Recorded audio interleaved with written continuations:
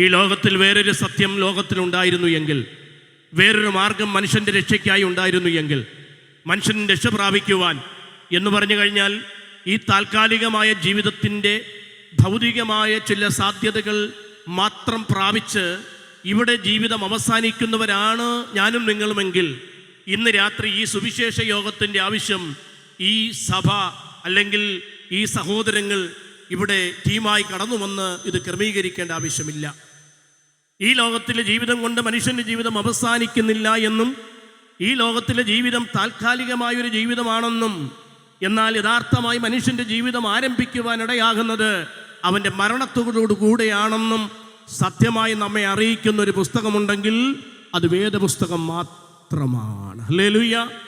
അതുകൊണ്ട് നമുക്കറിയാം, 1-ാം നൂറ്റാണ്ട് കാലങ്ങളിൽ തന്നെ ഈ സുവിശേഷത്തിൻ്റെ ശബ്ദം ഒരു സ്ഥലത്തും കേൾക്കാതിരിക്കുവാൻ ലോകത്തിലെ വലിയ വലിയ വൻകിട ആൾക്കാർ എന്ന് പറഞ്ഞ വലിയ വലിയ ചക്രവർത്തിമാർ, വലിയ വലിയ ഉന്നതന്മാര്, ലോകത്തെ വിറപ്പിച്ചവര് അനേകര് ഇതിനെ ഏതു വിധേനയും ചാരമാക്കുവാൻ അന്നും ഇന്നും ശ്രമിക്കുന്നു.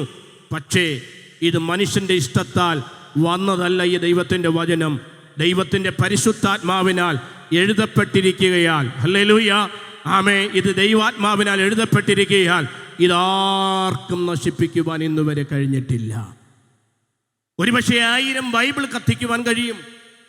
ആമേൻ. നമുക്കറിയാം, ഒരുപക്ഷെ ഒരു ദൈവദാസനെയോ ഒരു ക്രിസ്ത്യാനിയോ ഒരു ദൈവത്തിൻ്റെ പൈതലിനെയോ ചുട്ടീകരിക്കുവാൻ കഴിയും. പക്ഷേ നമ്മുടെ ഹൃദയത്തിൽ വസിക്കുന്ന കർത്താവിനെ കത്തിക്കുവാൻ ഈ ലോകത്തിലെ ഒരു തീക്ക് കഴിയത്തില്ല. അത് അംഗീകരിക്കുകയും അത് ജീവിതത്തിൽ അനുഭവിക്കുകയും ചെയ്യുന്ന ദൈവമക്കൾ കരമുയർത്തി കർത്താവിന് ഒരു മഹത്വം കൊടുത്താട്ടെ. ഹല്ലേലൂയ. അതുകൊണ്ടാണ് 1 കൊരിന്ത്യർക്കെഴുതിയ ലേഖനം 1-ാം അധ്യായം അതിൻ്റെ 8-ാം വാക്യം വായിക്കുമ്പോൾ കാണുവാൻ കഴിയും. ആമേൻ. ക്രൂശിൻ്റെ വചനം നശിച്ചു പോകുന്നവർക്ക് പോഷത്വമാണ്, രക്ഷിക്കപ്പെടുന്നവർക്ക് ദൈവശക്തിയാ. അപ്പൊ 2 കൂട്ടരെ നമുക്കിവിടെ കാണുവാൻ കഴിയും. ഒരു കൂട്ടർ നാശത്തിലേക്ക് പോകുന്ന ഒരു കൂട്ടരുണ്ട്. ഇനി എന്തെല്ലാം പാലും തേനുമായിട്ട് നമ്മൾ കോരി കൊടുത്തു എന്ന് പറഞ്ഞാലും അവർ സുവിശേഷം അംഗീകരിക്കത്തില്ല. അവർ നാശത്തിനായിട്ട് അങ്ങ് പോയിക്കൊണ്ടിരിക്കുകയാണ്. എന്നാൽ അതിൻ്റെ നടുവിൽ രക്ഷിക്കപ്പെടുന്ന, ദൈവത്തെ അറിയുന്ന, ദൈവത്തെ ആരാധിക്കുന്ന ഒരു കൂട്ടരുണ്ട്. അവരെക്കുറിച്ച് ബൈബിളിൽ പറയുന്നത് ഈ സുവിശേഷം അവരുടെ ജീവിതത്തിലെ കനലാണ്. അത് ആർക്കും കെടുത്തിക്കളയുവാൻ കഴിയത്തില്ല. ഒരു തിലമാലയ്ക്കോ ഒരു പ്രതികൂലത്തിനോ ഒരു പൈശാചിക പ്രവർത്തികൾക്കോ ഒരു ആഭിചാരത്തിനോ ഒരു മന്ത്രവാദങ്ങൾക്കോ ഒരു നേർച്ചകൾക്കോ ഒരു കാഴ്ചകൾക്കോ ഒന്നിനും സുവിശേഷത്തിൻ്റെ ശക്തിയെ ഒരു മനുഷ്യൻ്റെ ഹൃദയത്തിൽ നിന്ന് നശിപ്പിക്കുവാൻ കഴിയത്തില്ല എന്നുള്ള സത്യം ഈ പുസ്തകം നമ്മെ വെളിപ്പെടുത്തുകയാണ്. കാര്യം എന്താണ്? സുവിശേഷം കേട്ട് മന്ത്രവാദികൾ മാനസാന്തരപ്പെട്ടിട്ടുണ്ട്. നമുക്കറിയാം, കർത്താവിൻ്റെ ശിഷ്യന്മാരിൽ അനുഗ്രഹീതനായ ഫിലിപ്പോസ് ഉപദേശി ശമരിയ എന്ന പട്ടണത്തിൽ ചെന്നപ്പോൾ ആ ശമരിയ പട്ടണത്തെ ഭരിച്ചുകൊണ്ടിരുന്ന മഹതി എന്ന ഒരു ശക്തി, നമുക്കറിയാം, പിശാചിനാൽ സേവിച്ച് അവിടെ ആഭിചാരം ചെയ്തുകൊണ്ട് ആ പട്ടണത്തെ മുടിച്ചുകൊണ്ടിരുന്ന ഒരു മനുഷ്യൻ സുവിശേഷത്തിൻ്റെ ശക്തി ശക്തമായി ഫിലിപ്പോസ് എന്ന ദൈവദാസനിലൂടെ ആ പട്ടണത്തിൽ മുഴങ്ങിയപ്പോൾ വർഷങ്ങളല്ല, ഒരുപക്ഷെ എത്രയോ തലമുറയായിട്ട് ആ പട്ടണത്തെ നശിപ്പിച്ചു കൊണ്ടിരുന്ന ഇരുട്ടിൻ്റെ ശക്തിയുടെ വേരിനെ പൊട്ടിച്ച് ആ പട്ടണത്തെ കീഴ്മേൽ മറിക്കുവാൻ സുവിശേഷത്തിന് കഴിഞ്ഞു എങ്കിൽ ഇന്ന് രാത്രി യേശുവിൻ്റെ അധികാരമുള്ള നാമത്തിൽ ഈ ദേശത്തെ ഭരിക്കുന്ന ഇരുട്ടിൻ്റെ ആധിപത്യങ്ങളെ തകർക്കുന്നതാണ് ഇന്ന് രാത്രി ഇവിടെ മുഴങ്ങുന്ന ദൈവത്തിൻ്റെ വചനം. ഹല്ലേലൂയ. ആമേൻ. അത് മനുഷ്യൻ്റെ അധരങ്ങളിൽ നിന്ന് പുറപ്പെടുമ്പോൾ ആമേൻ, അതിൻ്റെ ശക്തി എന്ന് പറയുന്നത് ദൈവത്തോളം ശക്തിയുണ്ട്. നാം ഒരു സാധാരണ മനുഷ്യരാണ്. നമ്മുടെ അധരത്തിൽ നിന്ന് പുറപ്പെടുന്ന ഈ വചനം, ആമേൻ, തിരുവചനം ഇങ്ങനെ പറയുന്നു: ദൈവവചനം പുറപ്പെട്ടു കഴിഞ്ഞാൽ അത് അതിൻ്റെ കാര്യം സാധിക്കാതെ മടങ്ങി വരുന്നില്ല. ഇന്ന് രാത്രിയിൽ ഈ യോഗം ക്രമീകരിച്ചിരിക്കുന്നതിൻ്റെ ദൈവിക ഉദ്ദേശമെന്ന് പറയുന്നത് ഈ പൊറ്റേക്കടയിൽ ദേശത്ത് സുവിശേഷം കേൾക്കാത്തവരല്ല നാം. ആമേൻ. ഇതാദ്യമായിട്ട് നമ്മൾ കടന്നു വരുന്നവരല്ല. കാലങ്ങളായി നമ്മൾ കേട്ടുകൊണ്ടിരിക്കുന്ന ഒരു സന്ദേശമാണ്. എന്നാൽ ഈ സന്ദേശം വീണ്ടും വീണ്ടും നിങ്ങളെ കേൾപ്പിക്കുന്നതിൻ്റെ കാര്യം ഈ ദേശത്തെ ദൈവം സ്നേഹിക്കുന്നത് കൊണ്ടാണ്. ഇന്ന് രാത്രി ഒരാളെങ്കിലും ഈ സത്യം ഗ്രഹിച്ച് ഈ തീരുമാനത്തോടെ ദൈവരാജ്യത്തിൽ ഒരുക്കപ്പെട്ട് ഒരു വ്യക്തിയുടെ പേരെങ്കിലും ജീവപുസ്തകത്തിൽ എഴുതുവാനിടയായാൽ ഇന്ന് രാത്രി സ്വർഗം സന്തോഷിക്കുന്ന രാത്രിയാണ്. ഹല്ലേലൂയ. ഇവിടെ ആയിരങ്ങൾ ഒരുപക്ഷെ കൈപൊക്കിയില്ലെന്ന് വരാം, ഒരുപക്ഷെ പലരും മുന്നോട്ട് വന്ന് സമർപ്പിച്ചില്ലെന്ന് വരാം. എങ്കിലും ഞങ്ങൾക്കൊരു പ്രതീക്ഷയുണ്ട്. ഞങ്ങൾ വിളിച്ചറിയിക്കുന്ന ഈ വചനം ജീവന്റെ വചനമാണ്. ഹല്ലേലൂയ. ഈ നദി ഒഴുകി ചെല്ലുന്നിടത്തെല്ലാം ചലിക്കുന്ന പ്രാണികളുണ്ടാകും.